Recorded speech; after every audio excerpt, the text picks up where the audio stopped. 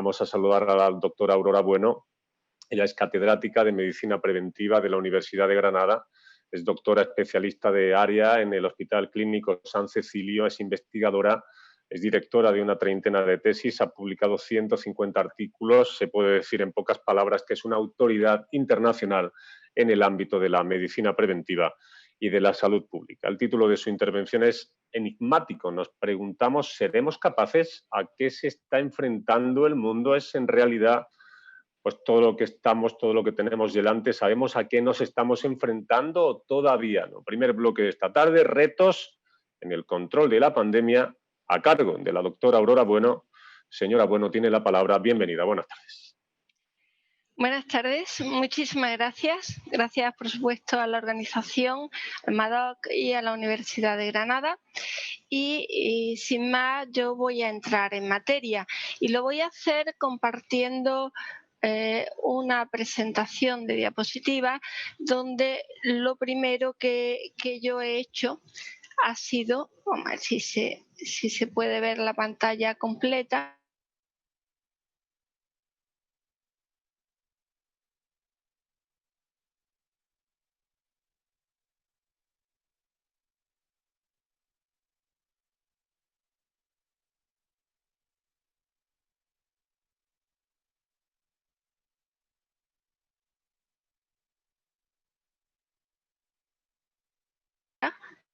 Pero muy en particular a Europa.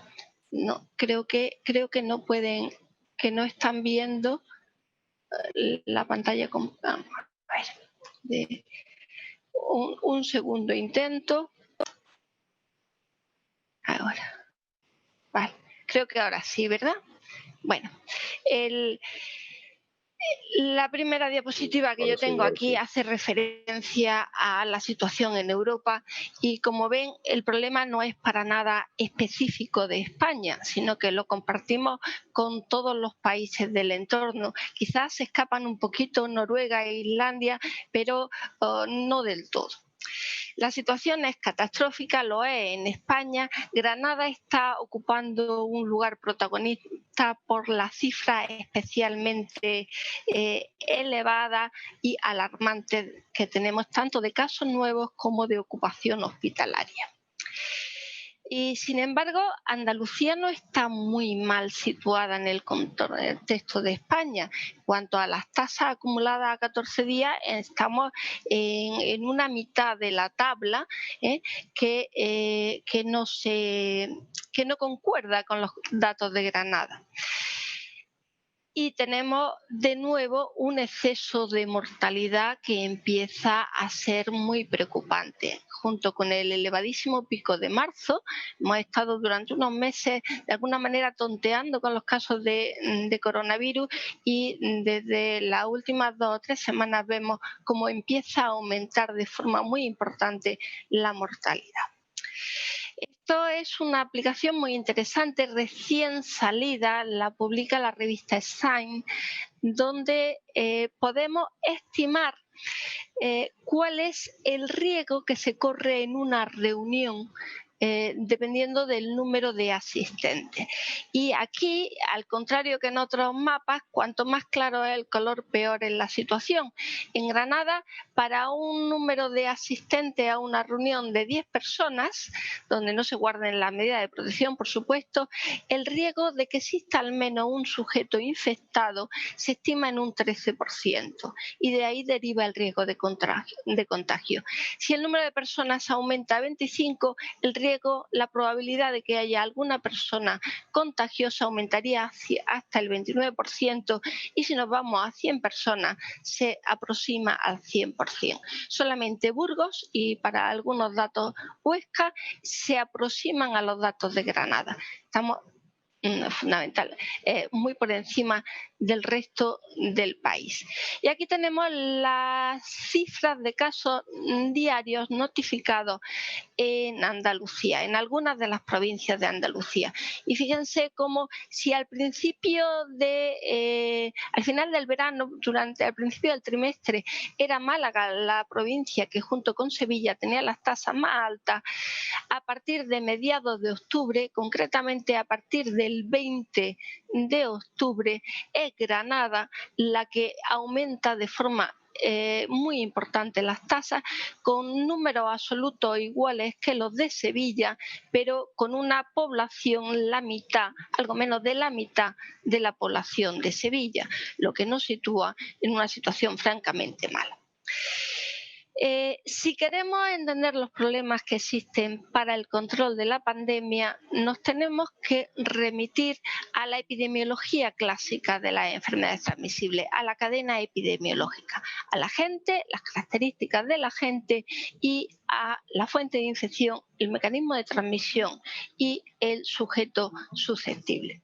De la gente yo creo que van a hablar con bastante intensidad y con mucha más autoridad de lo que yo podría hacerlo. Lo que sí es cierto es que un coronavirus que muta con una alta similitud a un virus del murciélago, muy parecido también al coronavirus que provocó el síndrome agudo respiratorio severo en 2002-2003, el COP1, pero con una proteína de superficie que le confiere una capacidad especial de transmisión de contagio. Respecto a la fuente de infección, en esta diapositiva se representa, perdón, no estoy pasando la diapositiva, estoy viéndolo yo en una pantalla, discúlpenme. Bueno, en esta diapositiva se representa como la línea roja, esta curvita roja, representa la presencia de partículas virales contagiosas en las secreciones respiratorias. La línea de puntos negros marca el inicio de la clínica, de los primeros síntomas. Fíjense que el punto máximo de carga viral lo tenemos justo en el inicio de esos síntomas. Esto significa que la máxima contagiosidad se va a dar en los 2-3 días posteriores al inicio de la sintomatología, pero también en los 2 o 3 días previos al inicio de la sintomatología, días en los que no podemos identificar la fuente de infección. La línea azul y la magenta hacen referencia a la positividad de la prueba PCR en las secreciones virales respiratorias o en el broncoaspirado alveolar. Y fíjense que va mucho más allá de la propia contagiosidad del virus. La PCR sigue siendo positiva cuando ya el sujeto prácticamente no elimina partículas virales viables. Y luego las líneas de puntos se refieren a la aparición de anticuerpos tipo IgM agudos que indican infección reciente o tipo IgG, anticuerpos más crónicos. Pero ¿qué es lo importante de esto? Pues que la fuente de infección pueden ser sujetos enfermos en los primeros días de la clínica o pueden ser sujetos que o bien no desarrollan nunca clínica o bien son todavía preasintomáticos, están incubando la enfermedad. Y eso supone que cualquier persona en la población puede estar en ese estadio. La enfermedad se caracteriza por tener muy escasa capacidad patogénica. La mayor parte de los infectados nunca enferman o tienen una sintomatología muy leve que no llegamos a asociar con el coronavirus. Y las personas asintomáticas constituyen lo que se llama una fuente de infección invisible. Es verdad que con menos capacidad de transmisión del virus, con menos carga viral, pero al contrario que los enfermos, pasan totalmente desapercibidos y tienen una enorme movilidad porque no se sienten mal, no tienen ningún tipo de restricción.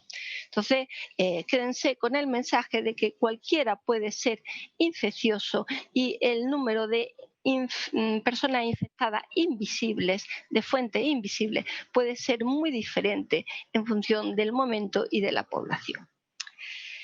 En relación con el mecanismo de transmisión, fundamentalmente se trata de las partículas virales que se expulsan al toser, pero no solo al toser, porque las personas que no tosen hablan, cantan, ríen, gritan, y en cada una de esas maniobras se pueden expulsar partículas de saliva que contienen virus infectantes. Esas secreciones expulsadas al cantar, al hablar, al toser, contactan con la mucosa de la persona susceptible, o bien se depositan sobre superficies que luego tocamos y nos podemos a través de las manos llevar a la boca, a los ojos, a cualquier otra mucosa y provocar así la infección. Se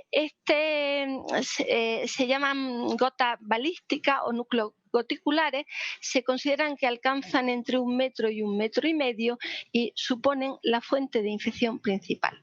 Ahora se discute mucho el papel de los aerosoles. Sin duda es factible que parte de esas gotitas queden suspendidas en el aire y mantengan la capacidad de infección durante más tiempo, o puedan alcanzar distancias mayores, pero es poco probable. Solo en ambientes con mucha aglomeración, en ambientes muy mal ventilados, sería un mecanismo de infección importante. La mayor parte de los casos se deben a transmisión aérea directa. Y ese es el segundo gran reto desde mi perspectiva para el control de la epidemia. Puesto que se trata de una transmisión aérea directa, no se puede tomar ninguna medida ambiental, ninguna medida colectiva para interrumpir la transmisión. Hace falta la colaboración de todos y cada una de las personas de la población, porque todos podemos ser infecciosos. En esta imagen lo que están viendo es que una persona al hablar elimina gotitas que reciben las personas expuestas con mayor o menor intensidad según utilicen o no utilicen mascarilla. Pero si la persona que puede ser infectante también está utilizando una mascarilla, el número de gotitas que está expulsando disminuye de forma muy importante. De ahí que cuando tanto el emisor como el receptor están utilizando mascarilla, se favorezca muchísimo, se aumente de forma muy importante la probabilidad de control de la transmisión. Pero eso requiere la colaboración individual, requiere que toda la gente de una población entienda ese mensaje y colabore, ponga de su parte todo lo que pueda para evitar la transmisión. Requiere que todos y cada uno de nosotros nos creamos que podemos ser fuente de infección.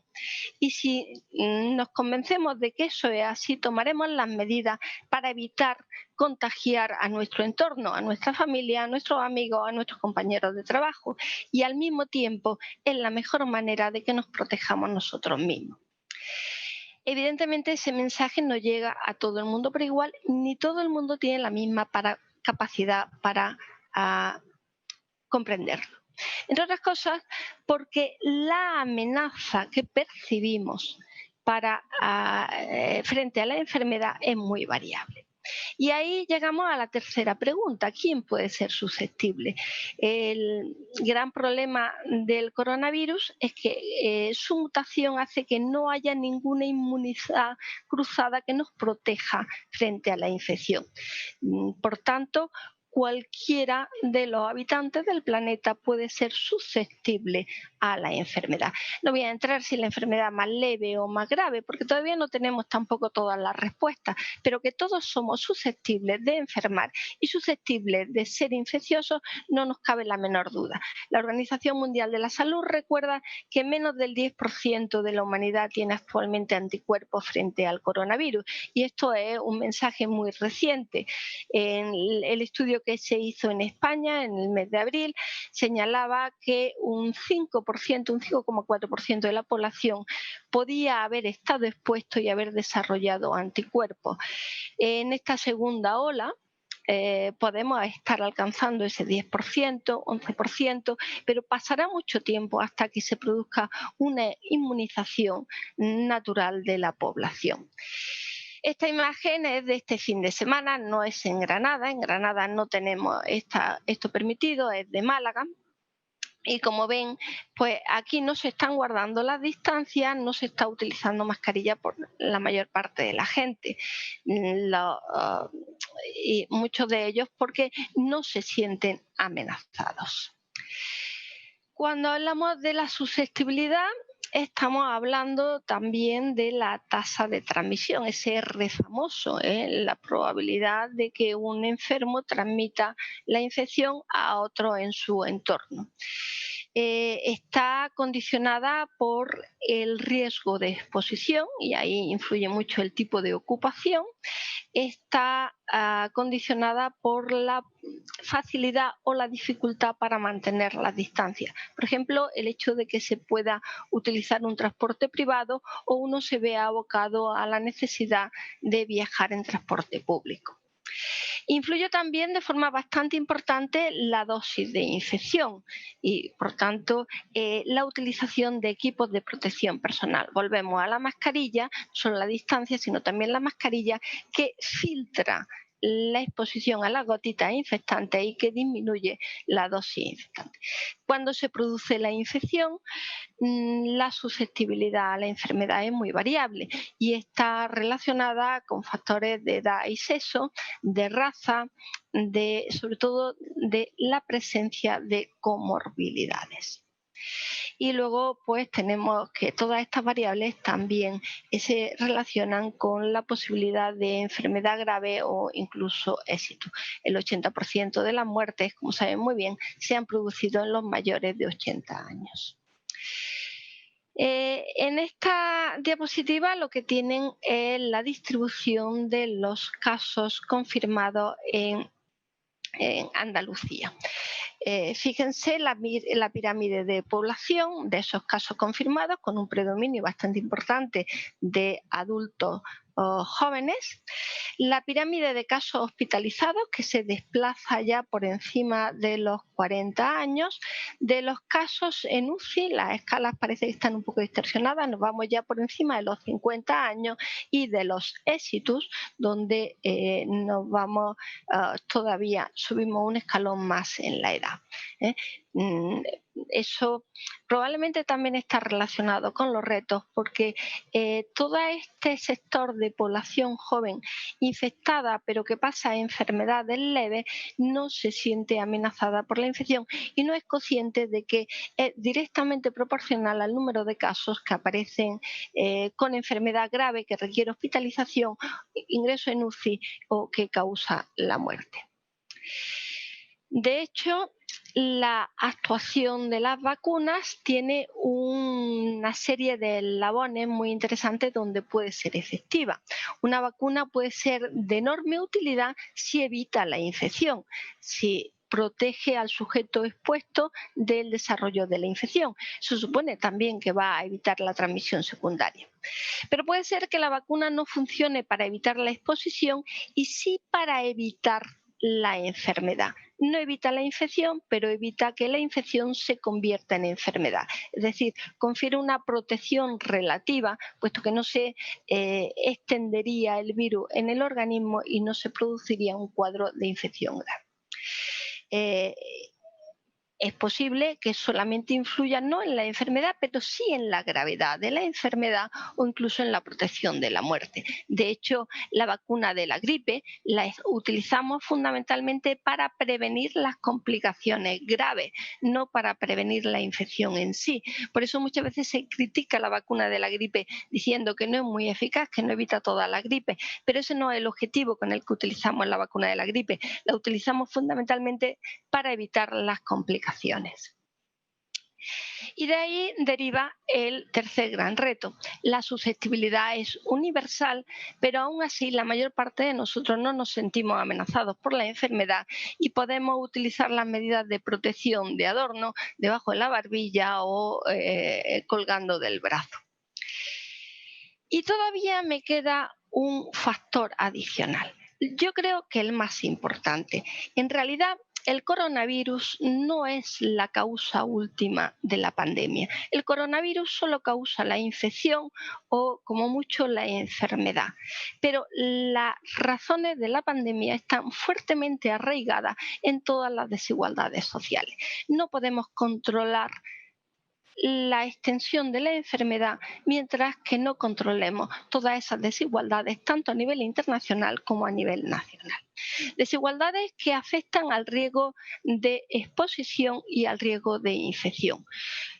Nosotros no tenemos datos estratificados por nivel socioeconómico, pero sí se sabe perfectamente en Estados Unidos que las poblaciones afroamericanas o hispanas se han visto mucho más afectadas que la población blanca no hispana. Más casos y mayor mortalidad. En el Reino Unido fue muy notorio una serie de protestas porque el personal sanitario de origen de fuera del Reino Unido, los inmigrantes procedentes de India, de Pakistán o de Sudáfrica, tenían muchísimas mayores tasas de infección y de mortalidad cuando eran trabajadores sanitarios que los trabajadores sanitarios autóctonos del país.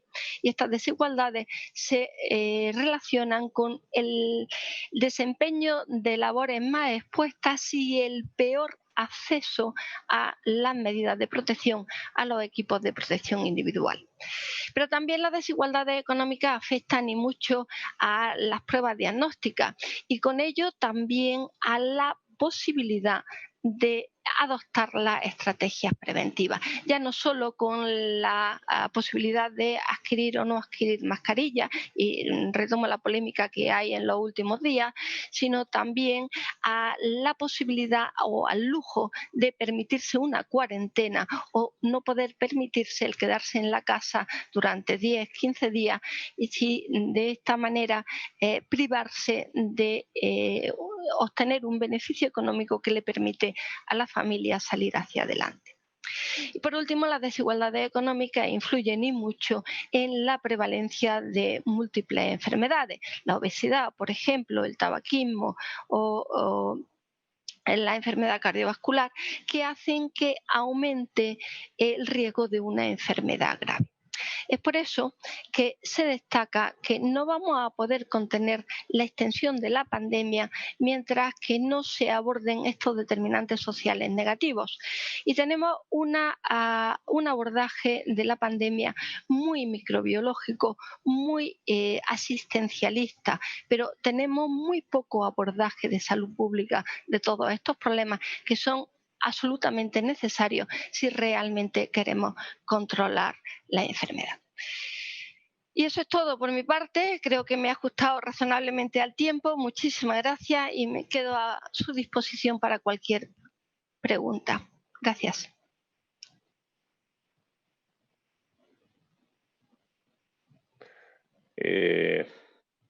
Profesora, ¿me oye? Sí, sí, perfectamente. Recuerdo a los participantes en el chat. Tenéis la oportunidad de preguntar cualquier duda a la profesora Bueno, la doctora Bueno, en cualquier ámbito de su ponencia, de su alocución. Empiezo yo. Señora Bueno, Sí. ha dicho que Granada está en una situación muy grave, ha dicho que Europa está atravesando una situación catastrófica. Estamos hablando de parámetros en salud pública y en presión asistencial jamás vividos hasta ahora desde en España la Primera Guerra Mundial, la Guerra Civil Española. Bueno, yo no viví la Guerra Civil Española, afortunadamente. Estamos viviendo una situación muy dramática en la que está habiendo problemas económicos tremendos, en las que tenemos una perspectiva muy negra, porque en España en concreto, que vivimos del turismo, es muy difícil que en los próximos años, y a pesar de la vacuna, que espero que funcione, podamos recuperar esa industria y no tenemos muchas alternativas de producción para nuestra población. En ese sentido, podemos ver una época de fuerte deprivación y eso siempre genera conflictos sociales. Le pregunta a Leo Gallardo, dice, entonces, profesora, ¿es válido llamarlo sindemia? Bueno, No tengo yo muy claro el concepto de sindemia, a qué se refiere. No necesitamos buscar otros nombres. Tenemos una enfermedad que afecta, que cruza fronteras, que afecta a multitud, realmente a todas las naciones del planeta, y que está afectando, está extendiéndose por las mismas causas en todos los sitios. No por diferentes motivos. Las desigualdades sociales son la causa fundamental en todos los sitios. Sindemia, Leo, profesora, es la suma de dos o más epidemias, brotes de enfermedades que coinciden, son secuenciales y que coinciden en el tiempo. A ver, que creo que se me apagó la cámara. No sé si me estáis viendo. No, ahora No lo mismo sé, pero no. ¿me Pero escucháis? oírte sí, sí. Vale, bueno, sigo. ¿Qué origen de datos le pregunta desde la Fundación de las Ciencias y las Artes Militares? ¿Qué origen de datos sobre infectados, fallecidos, UCI, etcétera, profesora, es realmente fiable? Porque hay tal cantidad de datos que manejamos todos y estamos pues, sobrepasados permanentemente. Pues ahí eso es un conflicto porque las definiciones no siempre son comparables y además se van cambiando en el tiempo. Entonces, cuando queremos comparar datos a lo largo del tiempo, tenemos que tener en cuenta si se han cambiado, si han modificado o no las definiciones. Cuando las queremos comparar entre distintas zonas geográficas, también tenemos que valorar si las fuentes de información y la definición de esa información es o no es comparable. Incluso entre comunidades autónomas hay veces que tenemos diferencias en la exhaustividad de los registros y de las declaraciones y entre días de la semana. Siempre pueden observar un declive en los fines de semana que se recupera lamentablemente cuando se inicia la siguiente semana. Tenemos también un retraso de la información. Siempre tenemos las curvas epidémicas con una tendencia a disminuir. Siempre estamos volcando la ola, pero siempre vamos en incremento en las últimas semanas. Y eso es porque hay un retraso de la información importante. Probablemente porque todavía estamos utilizando mucha técnica manual para recopilar la información. Estamos, desde mi perspectiva, abordando una pandemia del siglo XXI que se mueve a la velocidad del siglo XXI con sistemas de información anclados en el siglo XX, donde hemos cambiado el correo postal por correo electrónico, pero hemos automatizado poquísimo la captura de información.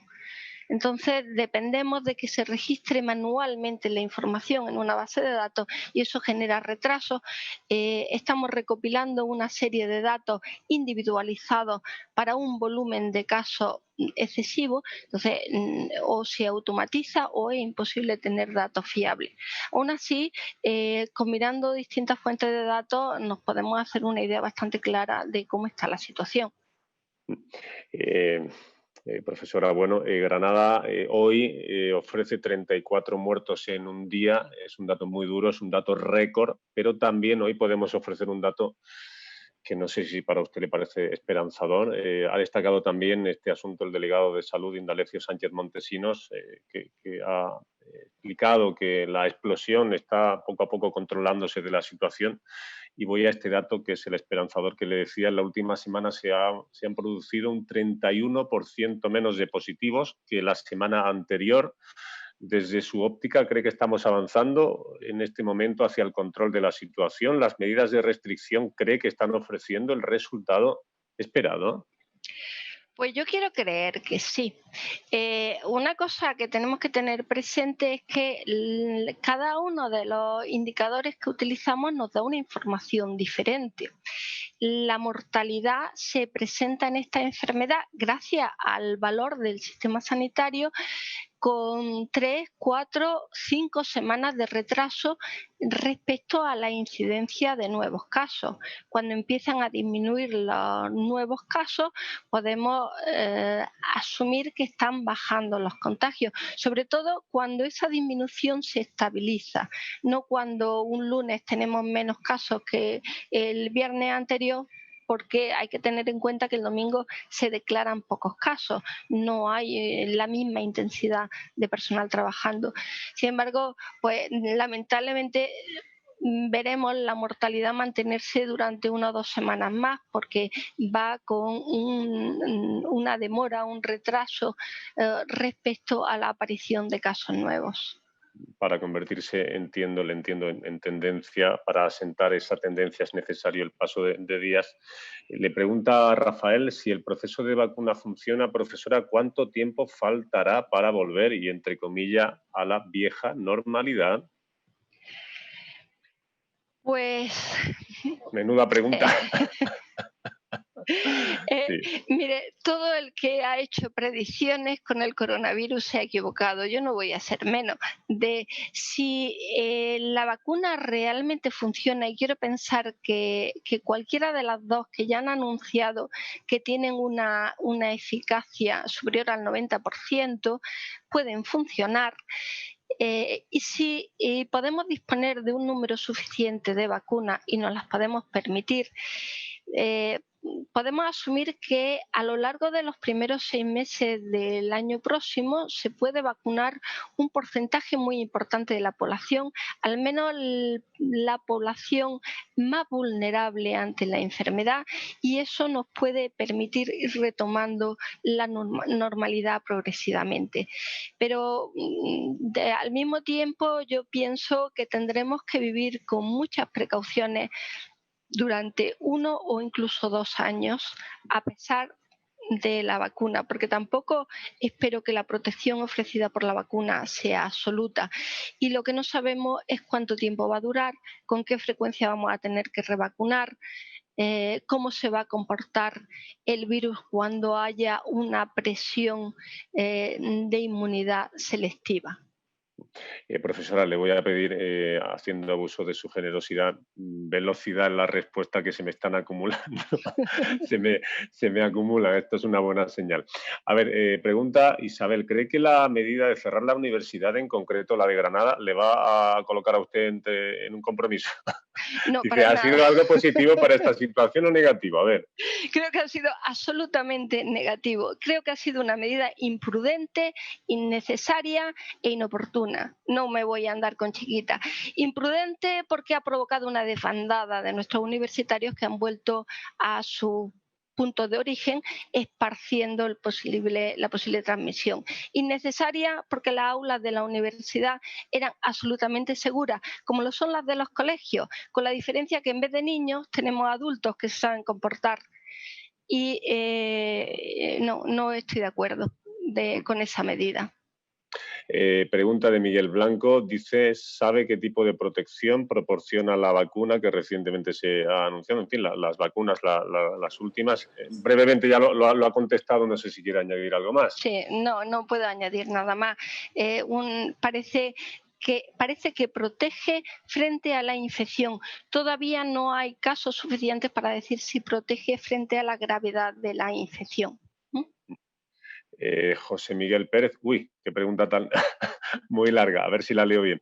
Dice, mi pregunta es si, tal y como avanza la pandemia con las distintas olas y curvas, tanto a nivel internacional y especialmente nacional, los expertos se aventuran a dar una estimación en tiempo a medio plazo para salir de una forma más o menos parecida a la que vivíamos antes de esta situación, más o menos lo que ha dicho. Dice, ¿qué opinión tiene sobre las vacunas? También más o menos lo ha dicho, la que estos días serán efectivas, como se dice. Bueno, yo creo que esto ya está contestado. Dice, Marcos, ¿se podrá hablar de inmunidad de grupo en algún momento o todo dependerá de una vacunación masiva?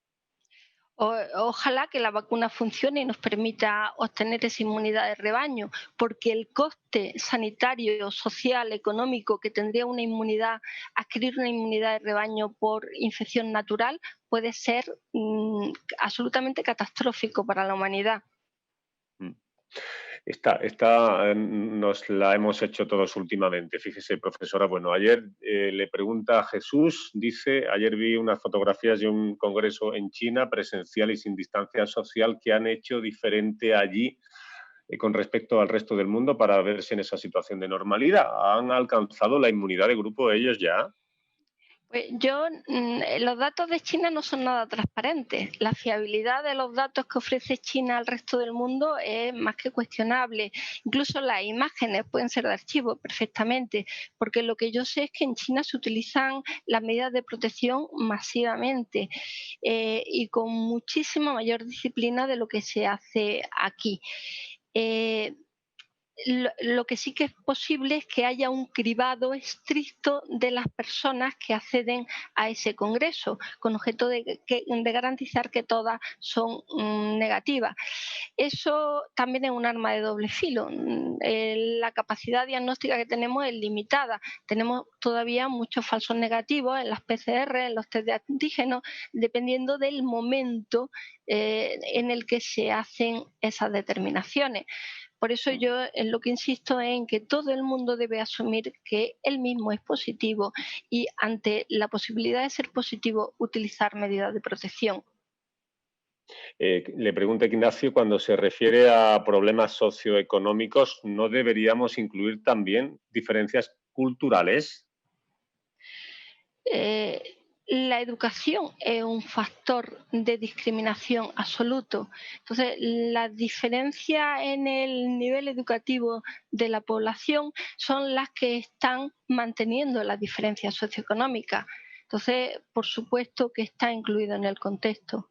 Mm. No importa tanto cuánto ganas como qué nivel de conocimientos tienes para poder salir de la pobreza. Finalizo yo, profesora, con un par de cuestiones. La Asociación de Intensivistas de Andalucía, informe último en fin, de las últimas horas, detalla que el 50% de los enfermos que ingresan en UCI son intubados y el 32% de los enfermos que ingresan en UCI acaba falleciendo. ¿Por qué está siendo más virulenta esta segunda embestida de la pandemia? ¿Qué razón médica y qué razón social nos puede aportar? Yo no creo que esté siendo más virulenta, ¿eh? Las tasas de mortalidad en la primera ola de la pandemia llegaron a alcanzar el 10%. Ahora estamos en unas tasas mucho más bajas. Yo no creo que sea más virulenta.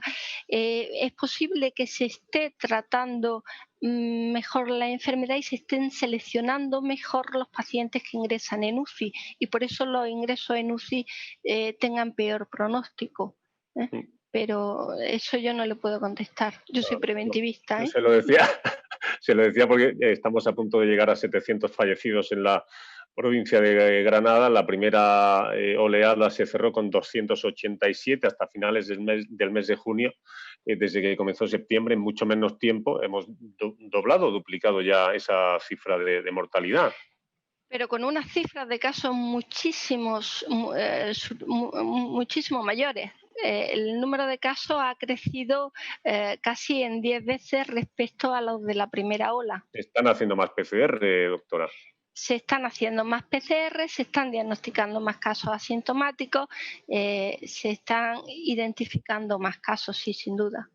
Ha hablado de la transmisión aérea directa, ese segundo gran reto al que hacía referencia. No se puede tomar ninguna medida ambiental ni colectiva, ha dicho, así que hace falta la ayuda y el compromiso de todos. ¿Cree que lo podemos hacer mejor? Y ya, esta es mi última pregunta. ¿Cómo cree que podemos elevar el nivel de las administraciones por un lado y la ciudadanía por otro? ¿Qué margen de mejora cree que tenemos? A ver.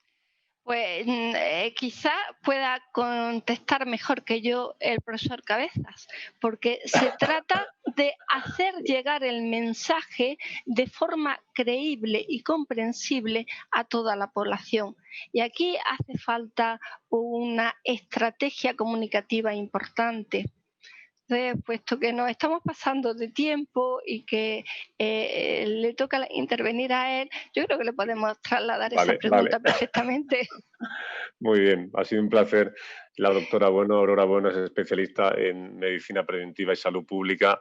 Gracias por su espectacular explicación, por el esfuerzo que ha realizado, comunicativo también, en la tarde de hoy. Un abrazo muy grande. Muchísimas Que gracias. tenga muy buena Buenas tarde. tardes. Gracias. Gracias.